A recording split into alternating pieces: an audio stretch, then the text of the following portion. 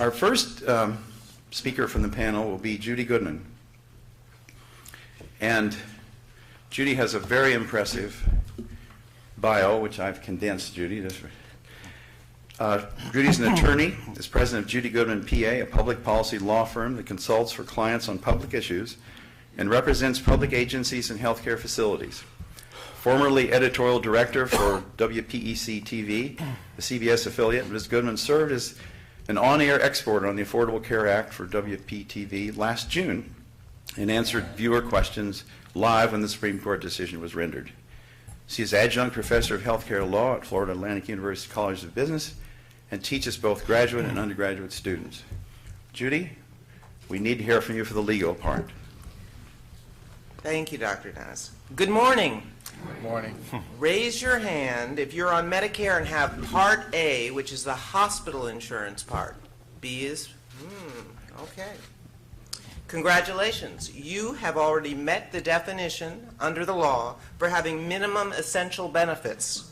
You will not have to face the penalty of a tax called the individual shared responsibility when you file your federal income tax return with the IRS. Bravo, you've already done it. But now let's learn about the people that are not so lucky, and there are 4 million of them here in Florida that are uninsured. Currently, all of their care and costs get cost shifted to you in your insurance premiums. So we're going to try to balance this out today and understand what the purpose of the law is. The folks, the 4 million I'm talking about here in Florida, these are the folks who won't buy insurance. They don't qualify for an exemption, and they would have to pay under the law a penalty as high as $2,085 for their family of 4 by 2016 if they make up to $110,000 or 2.5% of their income if they make more. The Affordable Care Act is a federal law. It was passed by Congress and signed by the President on March 23rd, 2010. The Reconciliation Act was passed a week later. 2 laws, both called ACA. Everyone must purchase health insurance with minimum essential benefits or potentially pay the penalty for a noncompliance. That, in a nutshell, is the law. That's the law. It's not that confusing, yet ever since the law passed 3 years ago, there's been nothing but fear-mongering, hand-wringing, and all kinds of spins. But hopefully today we are going to answer your questions in a way that you understand the truth from the fiction. Same kind of silliness, by the way, went down and around when FDR proposed national health insurance in the 1930s, and again in 1965 when Lyndon Johnson got Medicare in to cover the poor and elderly. But today, probably not one of you would give up your Medicare. It's wildly popular. So perhaps we're going to see the same thing over time with ACA. But my focus today is ACA's impact on Medicare per the forum's request. First, what was the intent of the law? It was to preserve private health insurance and make it accessible to more people through marketplace exchanges that'll be online by this October, similar to the way you sign up for Medicare right now. It's to improve prescription drug coverage in Medicare and extend the life of the Medicare Trust Fund by at least 12 years because people live longer, they're older, they take out on average 3 times more than they pay in. So when we're talking about entitlement benefits, it's us. Okay, the marketplace will open next January for both individuals and small businesses.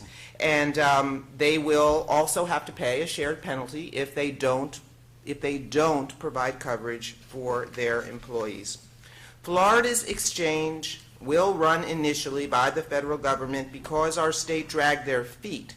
But many of the law's provisions are still sort of under scrutiny in the sense that they're proposed regulations and they're going to phase in over the next 4 years. So when they get clarified by regulation, that gives you an opportunity to have your voices heard in clarifying that through the administrative process because lots of agencies are still sort of out there with proposed rules. Initially, you remember Florida filed a lawsuit challenging the law's expansion of Medicaid and argued against the individual mandate as outside Congress's authority to regulate commerce. On June 28, 2012, last year, the Supreme Court rendered their historic decision to uphold health care law 5-4, ruling it constitutional under taxing powers. So people who don't buy insurance pay the penalty that's construed as a tax. So it's not really a mandate. They're not being forced to buy insurance. They can say, I'm not going to do it. Then they pay the tax. And it's collected by the IRS when you file your income tax. No private information is revealed in that. It's just that your insured provides the notice that you are insured. Obviously, there is a process if you're applying for tax credits or the types of Medicaid eligibility things. There are some forms to fill out, but your insurers are just going to say you meet a qualified minimum essential benefit plan. The court also ruled states do not have to expand Medicaid, and that is a problem here. The states can opt out. Florida is mulling it over. We already have 3 million poor on our Medicaid rolls. They are going to remain. The state wants to put them into a managed care program and seeking a federal waiver to do so.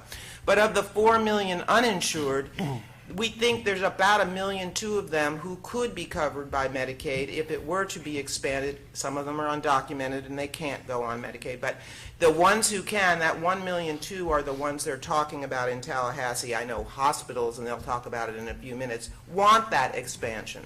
They want that expansion because it diverts a lot of the people who are not paying to paying customers and then evens out the cost. Medicaid, the problem here is that Medicaid already costs $21 billion to this state, and that's 1/3 of the state budget. So even if the federal government is paying all of it, which they claim over the next few years, that is a very big number as a state to have to wrestle down. But we have seen some signals that health care costs are coming down as hospitals and doctors get more efficient in reforming themselves under the law. They're playing with lots of new ways of bundling the declining Medicaid reimbursements and instead of doing it as a fee-for-service. One way to slow down spending is by eliminating the massive subsidy going into private insurance by reducing the amount it spends on Medicare Part C. Those are those advantage programs, which are privately administered insurance programs that ended up costing 14% more per patient than traditional Medicare. They were sold and induced and incented to bring people in to be less costly providers and ended up being more costly providers. That is what is going to be eliminated in the law, that subsidy to even them out. So what is now in the law for you as Medicare recipients, beneficiaries? The preventative care is covered and the gap in Medicare prescription drug coverage will be closing. Now, who's going to pay for all this stuff? More than half the cost comes from an additional Medicare tax of 0.9% of your income. Obviously, remember Medicare, the Part A, some goes paid by you, some by the employer. This is above that. This is a 0.9 on top of that. There's also an investment income tax, 3.8 above certain thresholds. But on the 0.9% of the additional Medicare tax that people pay when they're wage earners, if they're married and jointly filing and having incomes above $250,000, that's who's going to pay that.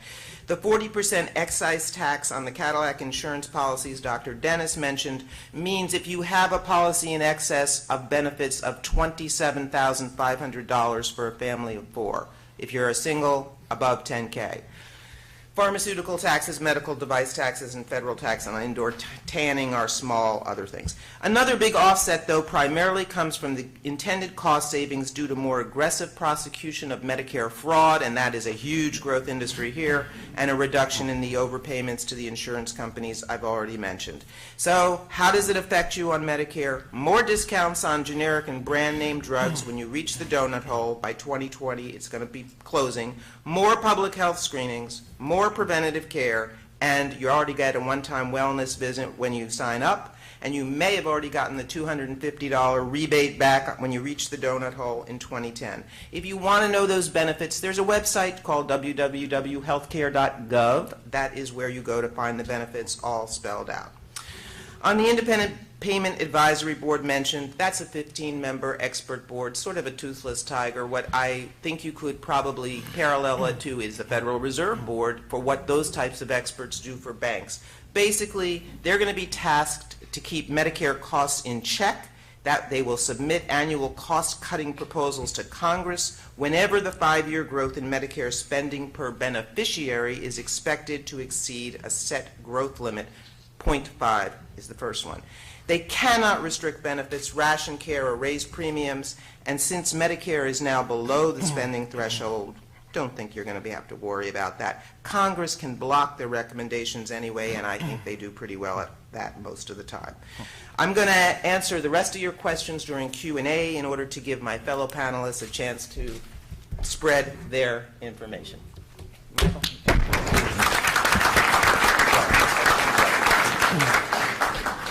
Thank you, Judy. I appreciate your comment that the IPAB may be toothless, but don't forget there are dentures available. Let me ask you a quick question, if I may. The Supreme Court has already ruled that the feds must not define general standards of care in every locality. Is that still in effect, and how does that relate to the current bill? I think you're referring to the guaranteed issue and community rating will be implemented nationally so that insurers must offer the same premium to all applicants of the same age, sex, and geographical location regardless of pre-existing conditions. Right. Okay, got it. Got it. Okay.